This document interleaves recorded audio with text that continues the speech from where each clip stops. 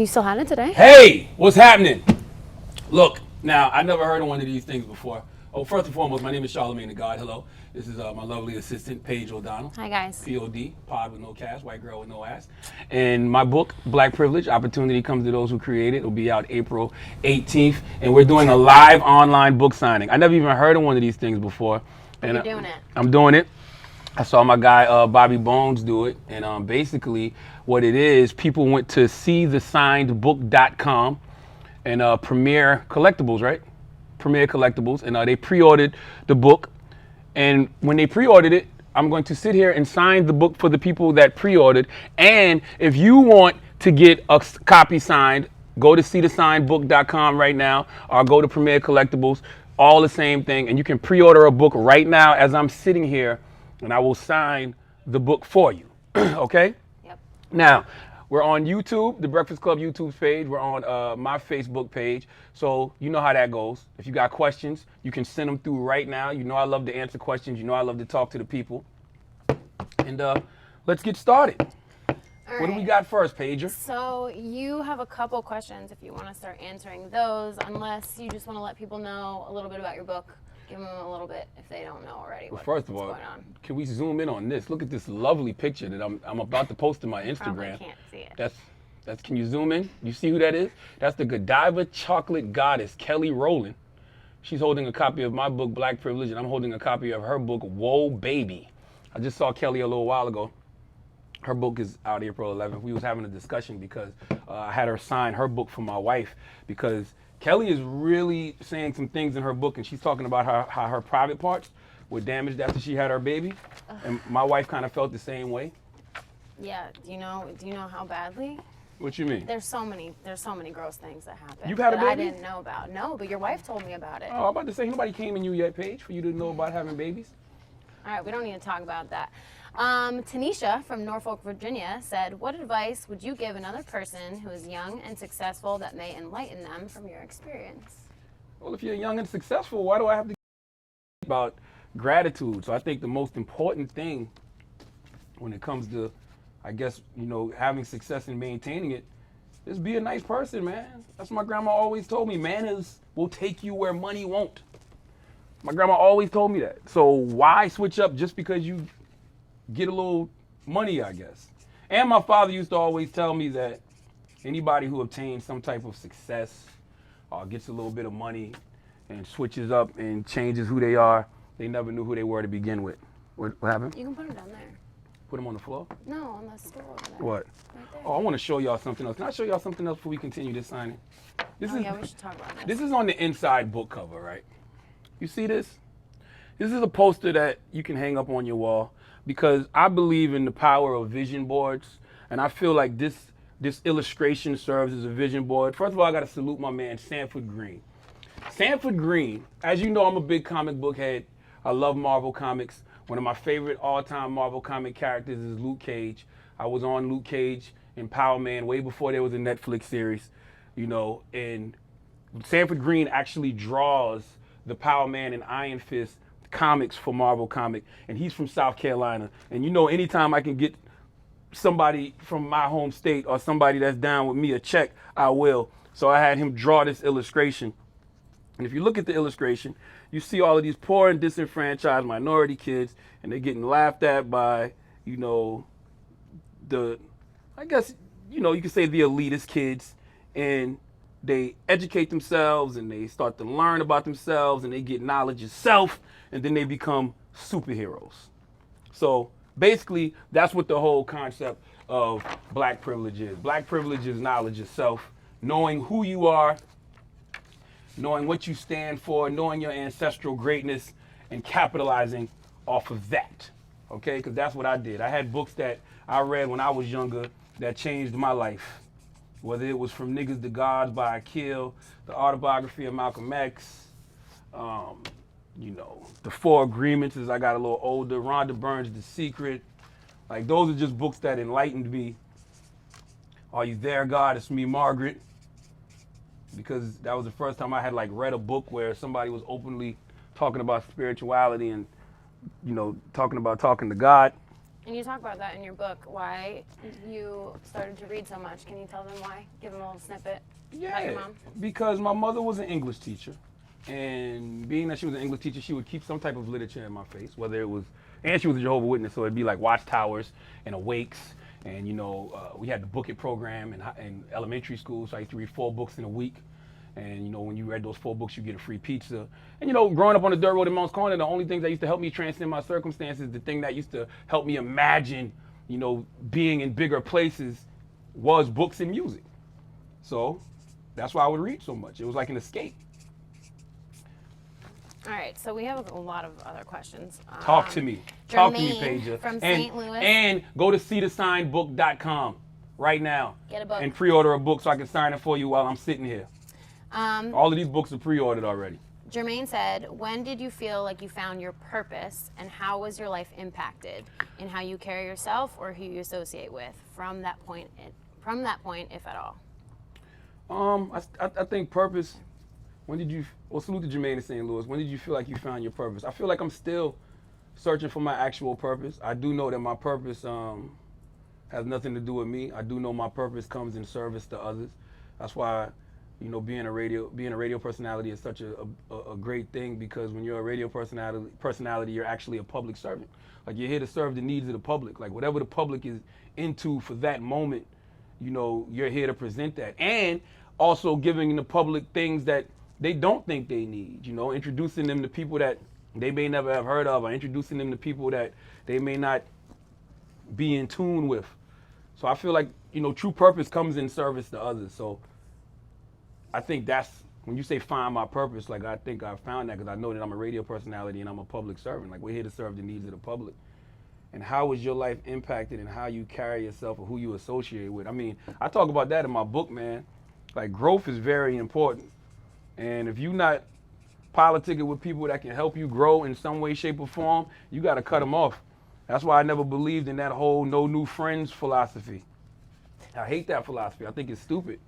You know, I mean, I understand that, you know, you don't let just anybody into your circle, but you can't just shut people off completely and just be down with your day ones. That don't even make no sense. Like, at each stage in your life, as you grow, as you level up, you're going to meet new people that's going to help with your growth, period. And you may not grow if you don't meet those new people. So, yeah. Who were one of those new people for you? Recently, I mean, it's a lot of different people. I mean, of course, Karen, you know, I mean, Paige. I met Paige when she was what grade were you in? Grade? I was in college. That's a grade? What's that, 13th grade, 14th grade? I was a sophomore in college. Sophomore in college. She was doing college radio. 14th grade, I guess. And I if like, you want to call it a grade. and I'm an energy person. I like people's spirit. Lean that up so they can see it. Plus, you wouldn't leave me the fuck alone. That's true. But what do you always say? Create your own opportunity, right? Create your own Those in front of opportunity. you need to be signed too as well. Which That front one? stack. That one. Oh, shoot, you're Those right. people from these. Create your own opportunity. Like, you do have to have a DJ Khaled level of annoyance to, like, really I get. wasn't that annoying. Yes, Let's you be was. clear. No, I wasn't. You have to- That's not how I recall it. Listen, man. When I write my book, you'll hear the real story. Or how Listen, about that? Puffy and Khaled are annoying as fuck when they want something. You see it all the time. When they want you to get something or purchase something, they do it. I learned from them. I have no problem. A closed mouth don't get fed. That is one thing I have learned. That is one thing that I know. Are y'all pre-ordering the book? Can y'all tell if people are pre-ordering? Really? Yeah. Are they tuning in? Are they pre-ordering? Yeah, there's a lot of people watching. A lot of people? All right, let's do it then. See thesignedbook.com. If you're on my Facebook, or if you're on the Breakfast Club YouTube page, y'all posting the links for them to click and stuff, right? Yeah, the links are posted by the team. Salute to Tony and Lauren, and, you know, other people whose names I don't know. What's her name? Mary. Danny. Danny? You know Danny. Okay, we out here. All right? They all helping me work right now, and I love it. So yes, click on the links and pre-order a book so I can sit here and sign it for you right now. What other questions we got, Paige? Okay, Facebook Live's down for a second, but the Breakfast Club YouTube is still in full stream. Facebook is down? It'll be right back up. Oh, it's back up? now. I'm about to say, See? Jesus Christ, don't do this to me, Facebook. Uncle Larry, old Come on, man Mark Larry Zuckerberg. over here. He doesn't know. All right, Olivia from Rhinesburg, Ohio. I don't know where that is. Never heard of If it. you could have dinner with 3 famous people, dead or alive, who would it be and why? Oh, man, that's amazing. Amazing question. Petey Green, Martin Luther King Jr., and Malcolm X. That'd be my 3 Why? that are alive. Dang, I would want to put Elijah Muhammad in that too. That'd be pretty ill. I mean, because those are just 3 people who have influenced me in a lot of different ways, and I feel like I would love to see what they think of the world right now. I feel like, especially Martin and Malcolm, I feel like we could learn a lot from them in this moment because I had this whole conversation with y'all about engagers and resistors. Like Martin Luther King Jr. was an engager. He was somebody who would choose to engage with an administration or a government that was oppressing us. And, Malcolm X was a resistor. He chose to resist. He didn't want nothing to do with the administration or government at one point.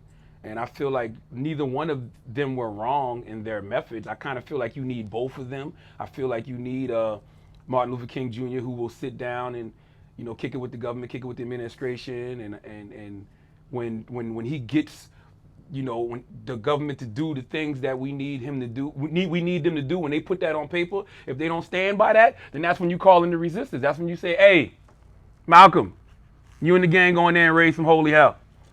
So I feel like you need both. And Petey Green is just like one of my favorite radio personalities of all time. Never got to hear him in real time, but I watch his stuff on YouTube, and I saw the movie starring Don Cheadle, Talk to Me. And I just liked his style. I liked his style. I love his story. If you don't know who Petey Green is, Google Petey Green. Or if you don't like to read stuff, watch the movie Talk to Me, starring Don Cheadle. Great movie. You would hope they'd like to read stuff, considering they're getting your book, hopefully. And Elijah Muhammad just doesn't get the credit he deserves, ever. Ashley! Hey, boo. Hi. Let me give Ashley a hug. Hey, Ashley.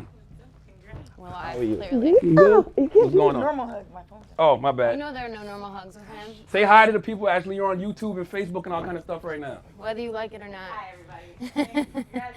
Thank you, Ashley. Okay, Oscar from Silver Spring, Maryland said, inspired Hold on, by I your want to finish talking about success. Elijah Muhammad. Elijah Muhammad does not get the credit he deserves, okay? We always talk about his students, but we never talk about, him. There'd be no Muhammad Ali, Malcolm X, Honorable Minister Louis Farrakhan without Elijah Muhammad. So, yes, I would like Elijah to be at that dinner as well. You really don't think he gets the credit he deserves? No, not at all. Not even a little bit. Not even remotely. Like, not even, no, he doesn't. Why do you think that is? Because history just has a way of writing people out. Like, it's not his fault. It's just, history just has a way of writing people out. And, they don't big him up enough. Like, I'm not saying that his students definitely big him up enough, but just people in general, man, we do a very bad job of I think you signed all of those. teaching people our history. But it's not our fault. Yeah, you need to put those to your right on the stool. Put them on the stool. Like those on the stool. Salute to Ashley, The man. signed ones. That young lady that y'all just saw named Ashley. I've been knowing Ashley since I was doing radio at WBLS. They're all signed. She's the legendary Vaughn Harper's niece. Rest in peace to Vaughn Harper. And I just known her for a long time. She been down for a long time. All right, Oscar from Silver Spring, Maryland. You know that's where Mike is from. Mike was. Mike Mike, the one I did a Mary radio show with. Mike still rapping? He does music, yeah. Does he need me to call him and tell him fuck his dreams? Stop. I got a whole chapter. Does radio too. Chapter 3, principle 3 in my book is called Fuck Your Dreams. All right. It's for all you people out there who are on the wrong path in life and need somebody to tell you that you need to be doing something else. If you need someone to tell you, he certainly will. I have no problem telling you fuck your dreams. Somebody told me fuck my dreams a long time ago. I used to want to be a rapper. Dr. Evans? Professor Dr. Robert Evans, my man, one of my mentors, he told me that, I sucked at rapping and I should stick to radio. He was right. So you can't be mad at somebody when they telling you that you suck at something when they know you better at something else. He got me on the right track in life, and I thank him for that. If you ever heard him rap, you know he's not lying. I used to be nice, though. He was not nice. Don't think I wasn't nice. My rap name was Dizzy Van that Winkle. That pink tea? Pink tea was fire. Google pink tea. Google pink tea. You'll Pink see tea was Charlamagne fire in these streets. rapping about wearing a pink tee. It's hilarious. You don't need to sign all of those. I don't have to sign all of these. Anyway. I mean, I thought that was the whole point. Yeah, you can if you want to, but we have extra up here. Oh, okay. All right. Oscar from Silver Spring, like I said, I'm inspired by your success. What advice do you give someone who's never found his passion? Oh, great question. Because chapter 2 of principle 2, I don't have chapters, I have principles. Principle 2 in my book is PYP, pick your passion, poison, or procrastination. Now, this weekend, I was in Columbia, South Carolina. I was the keynote speaker at the C3 conference, Salute to Columbia Career Connect, and I gave the keynote speech, and my keynote speech was based about PYP because, you know, when you're pursuing your career, you have to pursue something that you're passionate about. Because if you don't pursue something that you're passionate about, then it's not going to mean anything to you. And in life, you're going to be presented with 3 P's, right? And those 3 P's are either passion, poison, or procrastination. The poison is all the self-doubt, the insecurity, the fear that can come with trying to find your passion. Or when you find something that you think you're passionate about, people will tell you things like, oh, you can't do it, or, oh, it'll never happen for you. And I always tell this story about my cousin aunt. And my cousin aunt heard me in the kitchen one day when I had just got my internship at Z93 Jams, and I was gassed up. So I was talking about all these great things I'm going to do with radio and yada, yada, yada. And she told me not to set my goals so high because if I don't achieve them, I'm going to be disappointed. So that is an example of poison. That's an example of somebody planting something in your head and just poisoning me. Now, I know that you say, well, isn't that what the fuck your dreams philosophy is? No. The fuck your dreams philosophy is telling somebody fuck their dreams when it's not their dream. See, a lot of times we see things working for other people, whether it's rap, athletics, especially when you're a young black kid from the hood. When you're a young black kid from the hood, the people that you see that are successful, that look like you, are usually in entertainment or athletics. So you see something working for them and you say, yo, I want to do that too. So therefore, technically, that's not your dream. So sometimes you got to tell people fuck your dream when it's not their dream. But when you are actually passionate about something, that passionate thing is that thing that you wake up in the morning and that's all you think about. Like you would do it for free. Like I've done radio for free. I didn't start making money in radio until really the past 3-4 years. Like that's just the truth to the matter. Like I was making $6 an hour when I first started at Z93 Jams in Charleston. Then when I got my first full-time gig at Hot 98.9, I was making 19 grand a year. Then I was in Columbia making like $8 an hour. Then I worked with Wendy Williams for a year and a half for free. Like Wendy and her husband Kevin was like, look, we can't hire you. I mean, we can hire you, but we can't pay you, but we can give you a place to stay. So I was out. And then when I got on the payroll, I was making like 70 grand a year, which is cool money, but not really in New York. And then when I started doing morning radio in Philly, I was making like 75 grand. So I didn't really start making money until I got to the Breakfast Club. And I still would have done it for free because that's my passion. I'm passionate about radio. That's why even though I got fired 4 times, I still kept wanting to be in the business because I love radio. I love, getting on that microphone and talking to people and communicating to people. So when you're talking about what your passion is, it's that thing that you would do for free. It's that thing that you can't stop thinking about. That thing that, it's that burning desire inside of you that won't go away. The other P is procrastination. That's what the poison makes you do. The poison makes you feel like, oh man, I can't do it. Oh man, it's not gonna work. So you don't even try. And what's Michael Jordan say? You miss 100% of the shots you don't take, right? So you don't even end up taking the motherfucking shot. You just stagnant offense. You just standing there with the ball. Next thing you know, the shot clock's over and the ball done went to somebody else, and you be sitting around wondering, damn, what if I just took that shot?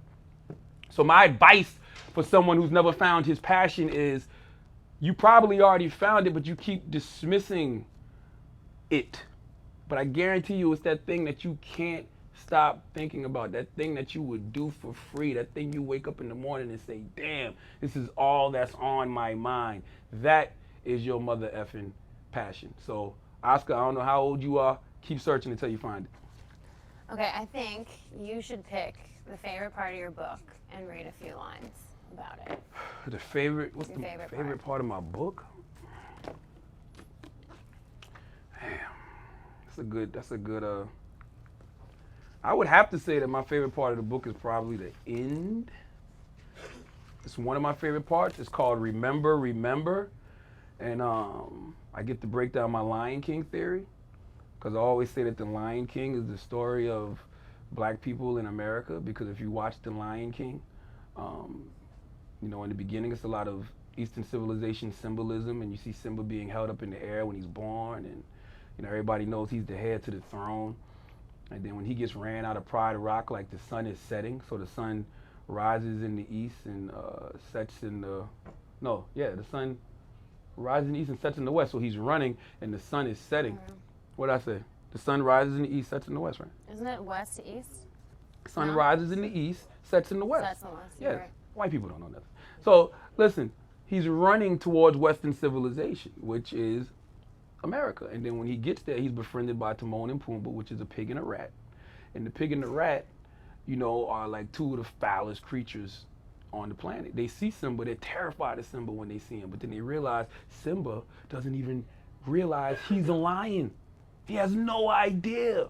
So they don't teach Simba to be a lion, they teach Simba to be like them, and they're eating bugs and bullshit and walking around singing stupid ass songs. And then he meets Rafiki, and then he sees Rafiki, and they kind of tell him stay away from Rafiki, and he thinks Rafiki's crazy. He tells Rafiki, he said, "You're crazy." And Rafiki says, "No, you're crazy, because you don't even know who the fuck you are." And then that's when he tells him, "Remember who you are." And he makes him look in that goddamn pool and tells him to remember. And once he remembered who he was, then he became the dominant Simba king that we have grown to love. So that's probably my favorite part of the book. That's in the last chapter. And the last principle is access your black privilege. Read a couple lines from Remember. Oh God, Paige. I'm being bossy. Are y'all paying for this? Yes, no, they but are. people want to hear you read your book. You're right. Okay. And you can also get his audiobook if you want to hear him read the whole thing. Yeah, I did my don't whole wanna hear him audiobook. that long, but I did my whole audiobook just for y'all. It's already done. Okay? And I did it. The last chapter I did, and I got my wisdom tooth pulled the day before. That's how much I care. All right? Remember who you are, scene in The Lion King. That's the scene where Rafiki takes Simba to the watering hole and shows him his own reflection to prove to Simba his father Mufasa isn't truly dead. Simba is skeptical, but then his father does appear in the clouds and reprimands his son for losing sight of his true self. "You have forgotten who you are," intones Mufasa, "and so have forgotten me. Look inside yourself, Simba. You are more than what you have become. You must take your place in the circle of life." When Simba protests that he doesn't know how to go back and find himself, Mufasa tells him, "Remember who you are. You are my son and the one true king. Remember who you are. Remember, remember, remember." Now, when you saw that scene with your kids in the theaters, you loved it, right? Maybe you even cried a little bit because it touched your soul. That's the kind of belief you need to tap into. Please, if you're one of those people out there who feels like they can't succeed, at least stop criticizing those of us who believe we can win at life. It's hard for a loser to understand this mentality, this belief in self. It's difficult for losers to access their own privilege because they don't even believe it's sitting there dormant, waiting to bloom. And I'm going to skip over a little bit, and I'm going to read you the last line. As Mufasa said at the end of well, you know what? Yeah, I'll read this part. "The philosophy of accessing your privilege, no matter what sort of privilege it is only for the winners, the dreamers, and the doers. Those of us who understand opportunity comes to those who take it, who understand that privilege exists within all of us because God gave it to us. Not America, not this system, the white man, or any man. They can put us in chains, steal our names, deny us our rights, throw us in jail, and even shoot us dead for the color of our skin, but they still can't keep us from what is divinely ours. As Mufasa said at the end of that scene, "Remember who you are. You are my son and the one true king. Remember who you are. Remember, remember, remember." Just like Simba, we're all kings on this earth. To reap the privilege that is divinely ours, we just need to remember it. So I really like that. I was reading a review on allhiphop.com, and the young lady gave my book a 7 out of 10, which I'm fine with, by the way. And she talked about that last chapter, and she said it was underdeveloped. I don't know what she's talking about, honestly. Sounds developed to me. I thought that one all the way through. I don't know what she's talking about, but That was very insightful. yeah, I think so. So if you're out there, that's the last principle in the book, accessing your privilege. And you can go to seethesignbook.com if you're on Facebook, if you're on the Breakfast Club YouTube. We're posting the links for you to click. You can go to seethesignbook.com, our Premier Collectibles, and purchase a copy of the book, and I will sign it for you right now. We got a lot of people on? Yeah, we do. Really? Okay. Sure do. Give me some more questions, Since you Phaedra. don't think white people know anything, we're going to play a game. Oh, God. It's called White People Trivia. And I'm going to ask you questions. They're multiple choice. All right. Okay. Mayonnaise. That's my answer for every white people trivia question. Mayonnaise. That's disgusting. Mayonnaise. They love mayonnaise. Look, see, no. I hate mayo, first of all. I hate it. Because you're not white, Paige. Yes, I am. Okay. How many holes are there in disc golf? How many holes are there in what? Disc golf. Disc golf? Disc golf. A disc of golf? Disc golf. What the hell is disc golf? See, he has no idea. It's golf, but like with like frisbees almost. Golf? Okay, he has no I ain't idea. Take never heard of if that you had to stupid shit. guess. How many holes are there in golf? However many holes Tiger Woods put his dick in. That's how many holes it is in disc golf. There are 18 holes in disc I golf. don't even know what. I All never right, heard of that. So, no. What is Donald Trump's middle name? Cracker. Cracker ass cracker. What is Donald Trump's real middle name? I have no idea. I really don't. You don't know? No. What is it? John. I knew that without looking at the card. Okay. Oh, that's what the J. I thought the J stood for jackass. I didn't know that. I remember that now. I know it was a J. John. All right. Which white person came first? A. Martin Luther. B. Charlamagne, King of Franks. Or C. King Henry. 4. I can't read Roman numerals. I would say 5, 6, 7. King Henry VIII. You ain't let me answer. I'm finishing. Oh, I would say Charlamagne, the King of Franks. Do we have the answer? See that? That's how I know white people don't know nothing. They just I ask don't- you questions. I don't know the White people answer. ask you questions and don't even know the answer, and you just assume they know Who what they're is talking it? about because they white. King Henry? Don't nobody know. How? See, How do we not know the answer? That is white privilege. White people will ask you a question that they don't even know the answer to, but if I was the They're answer, not my they tell me questions, I'm they're not- wrong. These questions aren't asked to me, they're asked to you. This is some white, but I really don't know that Google's answer. your friend, bruh. Google's your friend, bro. We'll find out. I think it's King Henry. It's Charlamagne. Oh. Yeah, I figured that because Charlemagne's older than King Henry. Well, there you go. Everybody always asks me And why this one's I spelled took correctly. a white person's name. I'm gonna be honest, I ain't know no better. This is Kelly's book, by the way. Salute to Kelly, old baby. I was in night Taking all school, these. and I always tell y'all when I used to sell crack, I used to always say my name was Charlie or Charles, and I was just in night school and I saw the name Charlamagne. It was French for Charles the Great, so I was like, I'm gonna start calling myself Charlamagne. And you spelled it incorrectly. I spelled it incorrectly. Yeah. I had no idea. Some things never change. Okay, who is the principal character in the popular sitcom Frasier? Duh, Frasier. All right, that was good. That was an easy question. What the fuck? What exactly is the function? Kelsey Grammer.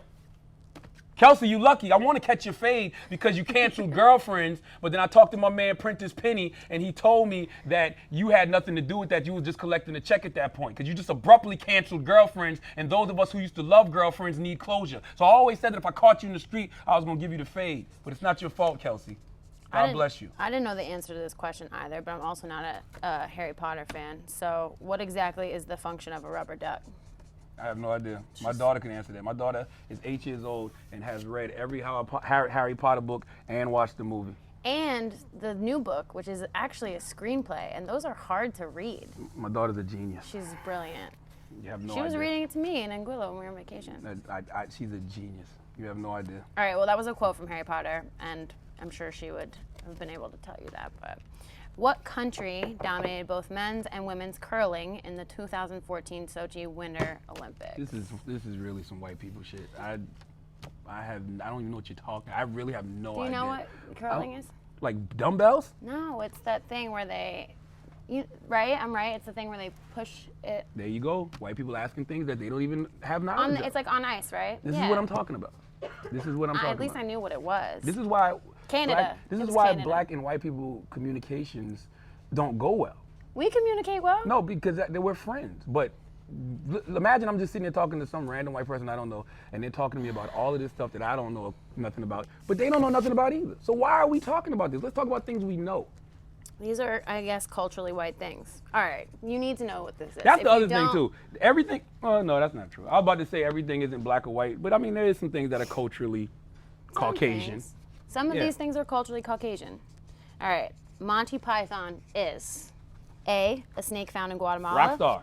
B, a sketch comedy group. Or C, famous Australian biologist. Oh, I have no idea. I thought Monty Python was a rock. Oh, that's Motley Crue. I have no idea who Monty Python is. What is Monty Python? It's a sketch comedy. That's a group. great porn name, by the way. Monty Python. Disgusting. Anything else? Yeah. Seabiscuit is A, a brand of cookies in the UK, B, a sedentary marine animal that lives on the seafloor, or C, a buttery, flaky, salty pastry that originated in Rhode Island, oh, or D, a racehorse.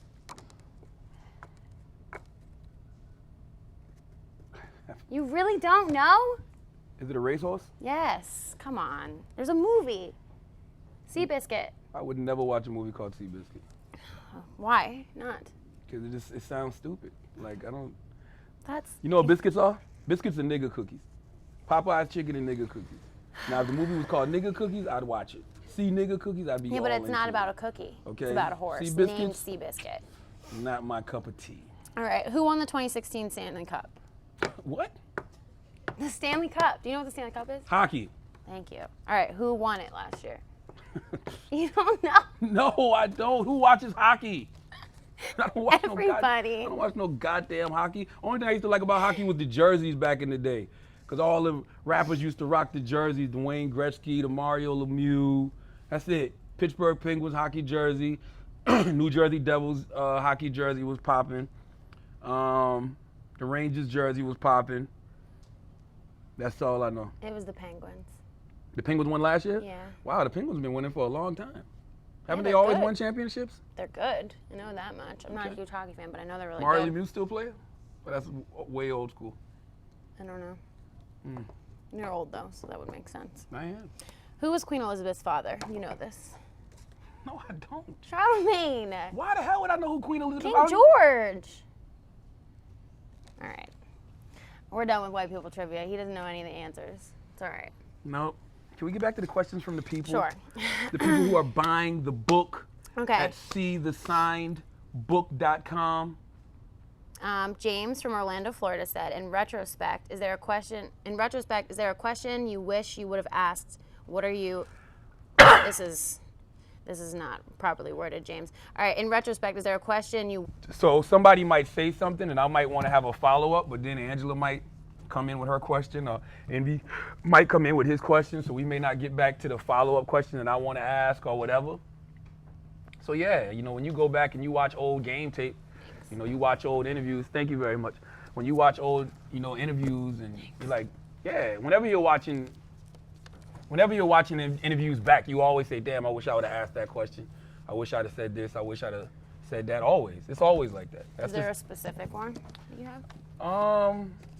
In the most recent interview with Troy Ave, when he started saying he was the new Pac, I was like the new Tupac Troy, and I, tried to explain to him why that wasn't a good thing, because Tupac ended up getting shot and killed. But I just wish I would have, not even so much for Troy, I wish I would have had explained the legacy of Tupac more for the kids that are watching it who may not know. Like, you saw all these kids get on T.I. this weekend because they thought T.I. had on a leather waist trainer, but they didn't even know he was paying homage to Tupac.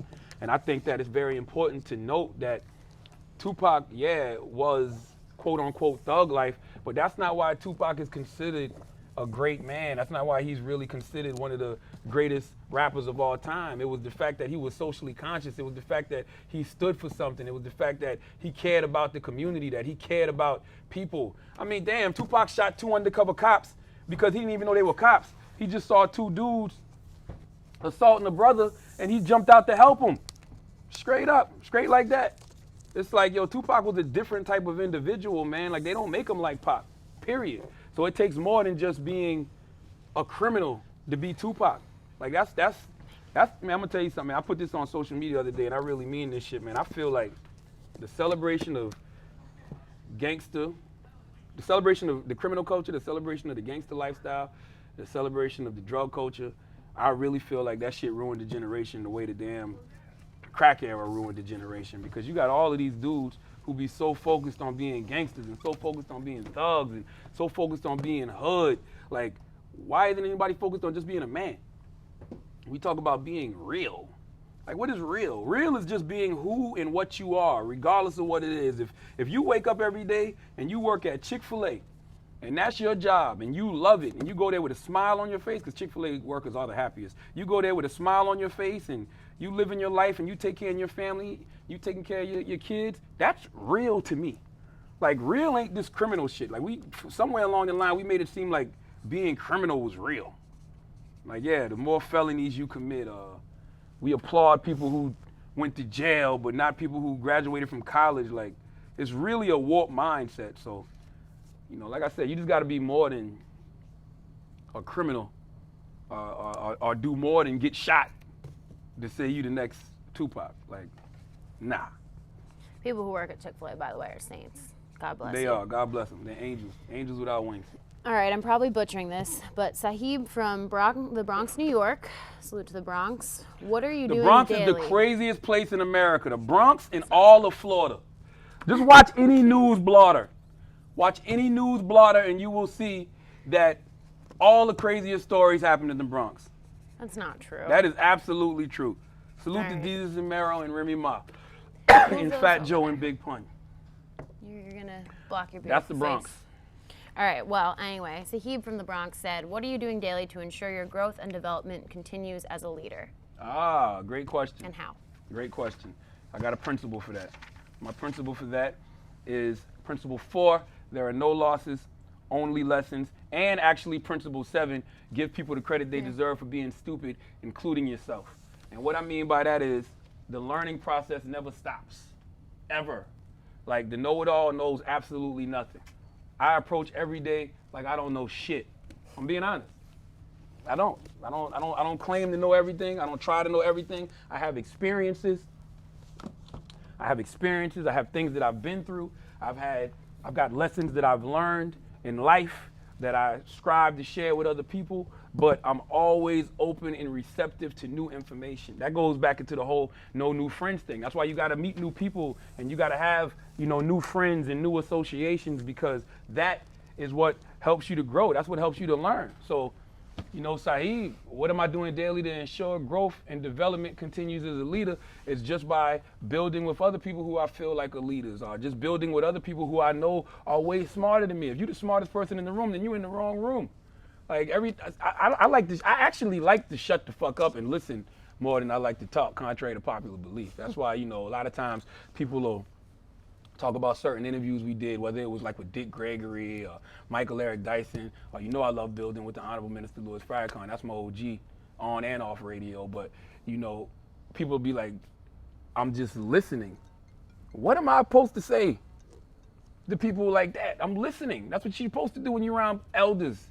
Guys are 80 plus years old. They lived a life, they've lived so much life and have so much experience and education. Like, shut the hell up and listen. That's how you ensure your growth and your development, by shutting the hell up and listening. A lot of y'all out here right now, especially in this era, think y'all know everything and don't know shit. Y'all can get on social media and tell everybody what they're doing wrong in their life, but you don't have nothing to show for it in your own life. What part of the game is that? Stop tweeting and shut the fuck up and listen. That's how you ensure your growth, okay? You told a really good story about how you met Minister Farrakhan in your book. Who is this that keeps, let me see who this is that keeps calling me. Peace. Yo. I don't know. Hey, can I call you right back? Okay. Can I call back at this number? All right, thank you. What was the story about Minister Farrakhan? How you met him. You said you went to... Yeah, I used to do youth ministry at Muhammad Mosque, number 38, I believe it was, in Columbia, South Carolina, under Brother Curtis Muhammad. And I used to do youth ministry at the mosque, and it was the Millions More movement. I think this was 2005, because they were celebrating the 10-year anniversary of the Million Man March. And Minister Farrakhan came to Columbia, South Carolina. And I mean, I didn't know if I was going to ever get a chance to meet the Honorable Minister Louis Farrakhan ever again. So I had like these 4 questions I just had to ask. And I was sitting in the front row, and I was asking questions about life. I was like asking questions, how can you balance, hip hop and, spirituality and just things like that. And he stopped me after the second question and was like, I'm gonna talk to you. He was like, you know, you stand down for a second. I'm gonna talk to you. And I was like, damn, I feel like I might have did too much. But when the press conference was over, one of the brothers came to get me, took me in the back, went back to his suite, and I sat down and I built with Honorable Minister Louis Farrakhan for like 30 minutes. And he told me that I was more than what I appear to be to other people. And that's how we've had a relationship all of these years. Created your own opportunity. Hey man, like I told y'all, closed mouth don't get fed, baby. You gotta have DJ Khaled level of annoyance. When you want something, go after it. First time I met Wendy Williams, I think I talk about that in the book. Wendy had came down to Columbia, South Carolina, because she was syndicated through Inner City Broadcasting, and Inner City Broadcasting owned Hot 103.9 in Columbia, and she was doing afternoons down in Columbia, and she was in the studio doing her radio show, and I came in on some Bogart shit, and I had my song Pink Tees I wanted to hear, because you know Wendy was all into the how you doing thing, so I thought she would love it, and I had like some mixtapes I wanted to give her, and she was in the middle of her show. Wendy told me to get the fuck out of the studio and take that mixtape shit to her husband. I didn't get discouraged, I didn't get upset, I listened, because you know, a lot of times when you got an ego, when you got an ego and somebody would say something like that to you, your emotions would be hurt, so you'd start thinking emotionally. Not me, I listened. She told me to take that mixtape shit to her husband. So my question was, well, where's your husband? And she said, in that room over there. And I took that mixtape shit to her husband, and that's how the relationship started. So, you know, sometimes you gotta listen. All right, let's play a game. You're gonna answer 22 questions. Can I go pee before we play some more white people trivia? No, you don't. I can't go pee? No, you can't. How can I not get a pee break? You're only doing this for like 10 This more isn't minutes. slavery, Paige. You're only doing this Let for 10 me minutes. go Don't pee. do that. No, you can't go. Okay, I ready? really can't focus if I don't pee. All right, well, you can answer these questions. They're rapid fire, so you don't need to focus that much. All right. Who inspires you the most? Who inspires me the most? Yes. It's a number of people. Like, I'm inspired by Elvis Duran, you know, because of his longevity. Elvis Duran is 50 plus years old, still number one, 18 to 34. Been doing mornings for like, 20 years. You know, I'm inspired by the fact that he's so honest. You know, I got a chapter in my book called Live Your Truth, so nobody can use your truth against you. I think Elvis is the epitome of that. I'm inspired by, you know, Steve Harvey. I was with Steve last week. You know, I did his television show. That's gonna be airing probably next week because the book drops on April 18th. The book is out April 18th for everybody who hasn't pre-ordered and is waiting for it to come out in bookstores. It'll be out April 18th, but. Or go to seethesignbook.com right now, and he can sign a copy, and we'll send it to you. There you go. But Steve inspires me because, you know, Steve is one of those people who just never gave up. Steve didn't get his first big break till he was like 36 years old, you know? And I mean, now look at him, he's sitting on a multimedia empire. And for all you people out there that have been fronting on Steve Harvey and calling him a coon and an Uncle Tom because he chose to engage with Donald Trump. Remember I had this whole conversation with you about engagers and resistors? Those of us who choose to engage, those of us who choose to resist, neither one of us are wrong as long as the end result is the betterment of black people. For those who gave Steve so much flack, you saw what he posted on Instagram last night. I'm telling you, what he's about to do, whoa. Whoa. Aw, Steve. Whoa, whoa, whoa, whoa, whoa. Whoa. So he inspires me. Bobby Bones. Bobby Bones is like a peer of mine. You know, because we were around the same age and, you know, we both have been growing in this radio business. Bobby is my phone and friend for all of this shit. Like, if this is how to be, Who Wants to Be a Millionaire, calling Bobby for everything.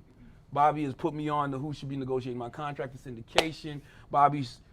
I call Bobby about this. Like, yo, you did a live book signing. How did it work? Did it work out for you? Yeah, that's my guy. So I'm constantly inspired. I'm inspired by Jay-Z. I'm inspired by, like I said, P.D. Green. I'm inspired by people like Rashina Finney, who I talk about in my book. She's a young lady who I gave, you know, her daughter needed a liver transplant, so I gave the hospital donkey of the day, and I'm just watching her and how she's grown and become like this advocate for kids who need organ transplants. Like I'm constantly finding inspiration. I'm looking at Kelly's book this morning and I'm inspired because I'm sitting there thinking like, why didn't nobody write a book about this before? Maybe they did, but I just didn't know. But you know, her book's called Whoa Baby, and it's about, you know, women and how they feel during pregnancy and then after they have the baby. And I know for a fact my wife went through a lot of that stuff that's in her book. I'm like, why nobody ever wrote that before? So I'm constantly inspired All the time. I'm always inspired. These are rapid fire. This is supposed to be 22 questions in 2 minutes. But Oh. you like to talk. So who would you like to trade places with if you could? Nobody. All right. And the reason I wouldn't want to trade places with nobody is because I'm so comfortable being me. And guess what? If I was somebody else, I wouldn't be me. And my life is amazing. I'm just here to tell you, like, I'm great. I'm special. Who's God one loves me. fictional character you'd love to date? Fictional character? Yeah. Oh, man, I mean, you're going to always go with Jessica Rabbit. I mean, That's a good one. Jessica Rabbit was, you know, the original Instagram model. Like, she was the one. Like, Jessica was hot. Who makes you laugh the most? Tyrese. Who I'm was dead the- serious. I'm dead serious. People laugh when I say that. Tyrese, top three funniest people I know, man. Tyrese is funny because he don't even know he's funny. Tyrese be dead serious with his bullshit. And he is hilarious to me. Who is the most unexpected person in your phone? Most unexpected person in my phone? Mm-hmm. He doesn't save anyone's contacts, by the way. So he Nah, probably I doesn't do. know. I don't. That's a crazy question. I don't. Who's someone people wouldn't think would be in your phone that is? I really don't know because I kick it with a whole abundance of people. Like I kick it with a lot of different people. Like I don't know. Like I really don't know who. I don't know because to me, there's nobody in my phone who I think is like. What was the question? Unexpected? Most unexpected. Yeah, I mean everybody that I've come across in my life, I was supposed to come across, and everybody that I've connected with, and you know, we trade information and we do dialogue like that. I don't think it's unexpected, so I don't know. That's a great question. Okay. Who's the last person you called or texted? That person. Whoever that was. Who's the last person? Well, that was my pharmacy calling me. So the last person I texted, I don't know. I guess Karen. Yeah. hmm Who's your favorite basketball player of all time? Wow, Allen Iverson. I always say that. When I used to do radio in Charleston, South Carolina, I used to say that I'm the Allen Iverson of radio because the league can't stand my image, but they got no choice but to respect my game. And I love Allen Iverson because Allen Iverson is like a champion who never won a ring. Like honestly, Russell Westbrook is having an Allen Iverson type season, even though Allen never averaged a triple-double. But Russell's having such an amazing season that it's like, even though he's not going to win a ring, it feels like he did win a ring. And that's how I feel about Allen Iverson. Like, Allen don't feel like Charles Barkley. He don't feel like Patrick Ewing. Like, those guys feel ringless. Even though they're great, they feel ringless. Allen Iverson feels like a champion. I can't explain it no other way. It's maybe because for everything he did for the culture. That was gross. What else? What's one thing you need to have in your fridge at all times? Water. Like water. What's one thing that, oh, we did that. What is your favorite Prince song? Prince? Mm-hmm. Raspberry Beret. Oh, whatever the fuck that shit is. No. That's not how it goes? I don't think so. Is it? Yeah. Oh, good job. I like Diamonds and So Pearls too. now though. that person's I ain't gonna front. I never was a big Prince fan. I was appreciative of Prince. I respected him. Ever told you about the time I met Prince? I didn't talk about that in my book, but I met Prince right here in this same studio. Random as fuck. We was in the studio, and it was like 6 in the morning. Show had just started. Somebody said Prince is in the building. Now, mind you, at 6 in the morning, it's not a lot of people in this building. It's literally like, 5 people here. I mean, it's not, I mean, Elvis got 20 by himself. So other than that 20, it's about maybe 8 other people in the building, maybe 10. So maybe 30 people in the building that early in the morning. And I don't know how the word got out that Prince was in the building, but Prince was in the building. And he was in the building with 2 old white women, just walking around randomly. Like literally, as soon as we heard Prince was in the building, everything stops. Fuck this show. We gotta go see Prince. Walk out. As soon as we open the door, Prince is walking by. Like, oh shit, it's Prince. Nicest guy in the world. God bless the dead. Rest in peace. Nicest guy in the world. He comes up to us. It was about 4 or 5 years ago. He comes up to us. He shakes our hand. I can't think of anything to say other than I grew up a Jehovah's Witness too. And he said, oh, really? We got to talk about that. And we tried to get him to come in the studio. He's like, no, I want to do an interview. Asked him to take a picture. He was like, no, I don't really take pictures. He had on a purple cape. True story. I'm not making this up. Purple cape. As he's walking off, I take a picture of him. Lord is my witness. No, I forgot who said people don't lie after they say Lord is my witness. Chris Rock. Lord is my witness. Took a picture. When you looked at the picture, it looked like he was floating. Do you have a picture? I'm getting to that. Showed Envy, showed Angela, showed whoever the interns were at the time. By the time I showed everybody that picture, the picture turned black in my phone. The picture of Prince floating away turned black in my phone. Lord is my witness. And I remember going, oh shit, this picture turned black.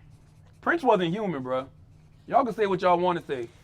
Prince had black privilege out the ass. I've never heard you tell that story. Prince was different. That's true. What's your favorite adult beverage? I know this. Remy Martin. Come on. Neat. Remy Martin. Neat. What's the best thing about living in New York? You don't live here, so. I live in Jersey. The best thing about living in New York, though, or at least working in New York, is the hustle. You know, the thing about New York is you got a lot of people that are hustling for no reason, though. Like, New York is just a constant hustle all the time. It's the energy of the hustle. So it's a lot of people here fake hustling, like they speeding for no reason. But for those out here who are really hustling, New York is the perfect place. SeeTheSignedBook.com. Are you pre-ordering? Clearly you are, because they keep passing me books to sign. But thank you for everybody that's pre-ordering right now, everybody that's signing books. If you're on my Facebook, if you're on my YouTube page with the Breakfast Club, please purchase a copy of the book, and I will sit here and sign it right now. The book will be out April 18th.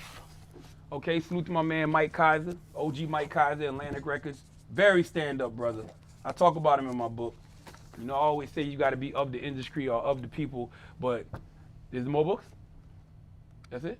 Oh, That's great. it. Listen, I always talk about how you got to be of the industry or of the people, but you know it's impossible to be in this industry and not end up kicking it with certain individuals, and Kaiser is one of those dudes. But the reason I respect Mike Kaiser is because regardless of what position I've been in my career, even when I didn't have a job, he would always check in with me, always look out for me, and that's something that has not changed at all, because he called me this morning about the book and, you know, some things that they plan to do. Is there any more questions? I answered a couple more questions. There are a couple more I questions. don't have no more books to sign. No. And we're right on time too, baby, because you're supposed to be out of here at 12. How many people tuned in? Do we know? What's the code for this? Do we know? It was a lot? It was a lot. Thank you. I appreciate you. Hopefully you went to SeeTheSignedBook.com and purchased the book. You can pre-order it. When you pre-order it, you know, I signed it for you. These are all the books right here. Thank you. Remember, the book comes out April 18th. Black Privilege, Opportunity Comes to Those Who Create It. It's 8 principles that I learned in my life that I want to share with the people. This right here, I want y'all to take this, and I want y'all to hang this up. I told y'all earlier, my guy Sanford Green did this. Sanford Green is from Columbia, South Carolina. And it's so crazy how life works, man. Power Man and Iron Fist, what's that mean? No. Oh, Power Man and Iron Fist was always one of my favorite comic books growing up. Luke Cage, Hero for Hire. And Sanford Green, a brother from Columbia, South Carolina, draws the actual comic book. Mike Coulter, who plays Luke Cage on the Netflix series, is from South Carolina. Salute to Chadwick Boseman, too. He plays Black Panther. He's from South Carolina. But Sanford draws for the actual comic book. And so he did this inside cover for me. And this is a vision board, man. This is everybody out here who feels oppressed, who feels marginalized, the poor and disenfranchised. You know, you get knowledge yourself, you educate yourself, you learn about your ancestral greatness, and you become a superhero. You become a superhero because you're reminded of who and what you are. That is the essence of Black privilege. That's how I've always lived my life. When I tell you opportunity comes to those who create it, that's what it is about. All right. Period. Let's do 1 or 2 last questions. 1 or 2 last questions. I'm with it. I don't know who this is from, but it says, this isn't really a question. Man, a lot of people don't like you, see the God. I love you, man, because you are true to yourself and you keep grinding. I listen to the Breakfast Club every day just to hear your insight, man. God bless you, bro, and your family. Thank you very much. And I'm fine with people not liking me because I talk about that in my book, The Rule of 10, which was given to me by my man Cadillac Jack. Salute to Cadillac Jack. He used to be our operations manager here, program director here. Him and G-Spin, who both no longer are here. But let me tell you how that works. G-Spin is no longer here, but now G-Spin is no longer here, but he left to go to UTA. UTA is the agency that I'm signed to, and now G-Spin is one of my agents at UTA. Yep. And he just got me a big-ass check last week for something. I'm not telling y'all what it is. Don't talk about But it's for something.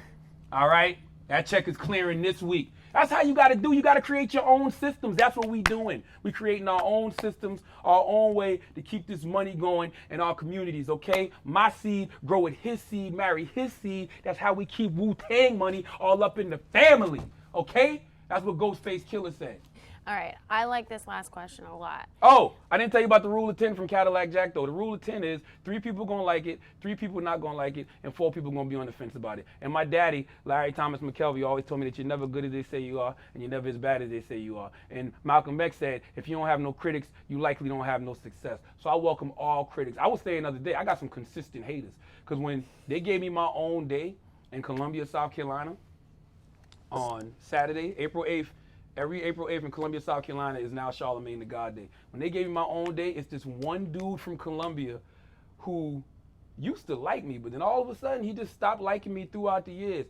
He tweeted out Charlamagne or whatever his name is, got his own day in Columbia for what? And I'm like, I was upset because he spelled my name wrong. I'm like, you've been riding my dick for 5 years and you don't know how to spell my name right, bruh? But I got consistent haters, which lets me know that I haven't fell off yet. That lets me know I keep growing. So salute to you guys. I respect y'all.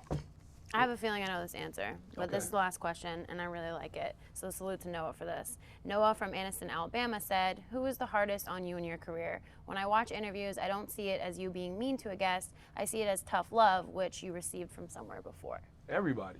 That's the truth to the matter. From Dr. Robert Evans to Wendy Williams to my father, I've been getting tough love my whole life. And I don't even call it tough love. I just call it being direct.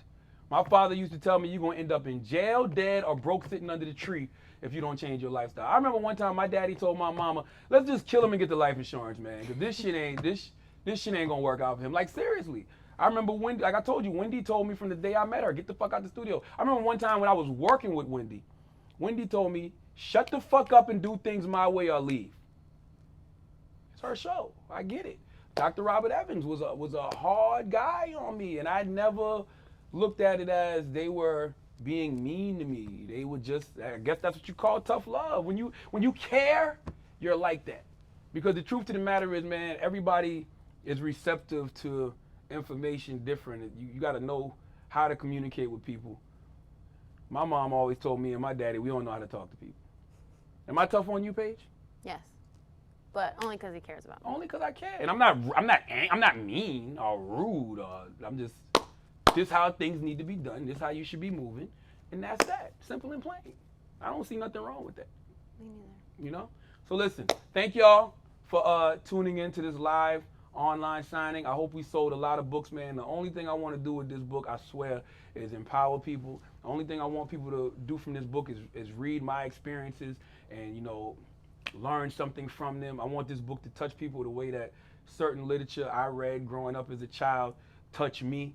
You know, simple as that. Like that's it. If somebody walks up to me in the street and they're like, look, man, your book really did something to me. It really got me on the right path. And I don't want anybody to be fooled by the title. This book is for everybody. I'm just saying that I feel like my privilege is black because I don't have anything else to lean on. I didn't go to college. I don't have an alma mater. My alma mater is nigga fi nigga, black, baby. That's what we do. You know what I'm saying? I love my blackness. As my man D-Ray says, I love my blackness and yours. Like that's what I am. I feel like it's power and it's strength in this melanin, you know, and I truly feel like anybody out there who's ever felt depressed or marginalized, and you know, you look at this era of white supremacy and white nationalism that we're in right now, and, you know, that is all true. It is all a reality, but that does not mean that you are not special too. God created you. You have God's divine privilege, and whatever God created you to be, that's what you are, so make the most of it. My privilege happens to be black. What's your privilege? Opportunity comes to those who create it. 8 principles that I have learned in my life that I want to share with the people. The book will be out April 18th. Next Tuesday, it'll be in bookstores everywhere. But if you want to pre-order, you can go to Amazon, you can go to Barnes & Nobles. Hopefully you pre-order through cedarsignbook.com today and Premier Collectibles, and you got you an autographed copy live from your guy. Okay? Thank you for tuning in. I'll see y'all tomorrow on The Breakfast Club, 6 a.m. to 10 a.m. Peace, peace, peace, peace. Oh, thank you, Paige. Thank you, Paige. Follow Paige. welcome. What's your Instagram and stuff, Paige? You don't need to follow me. Please Follow don't. her. Please Talk don't. to her about her boyfriend who she's not having sex with. All right, bye. She has a boyfriend that will I not do have sex with we're her. not dating. If you go to her Instagram, he's got a big ass neck. Oh my God. That's how you know they're not having sex with each other. I do not know why, but whatever. We're friends. We're not dating. He's Thank not you. my boyfriend. Black privilege, opportunity comes to those who create it. Peace. Tuesday.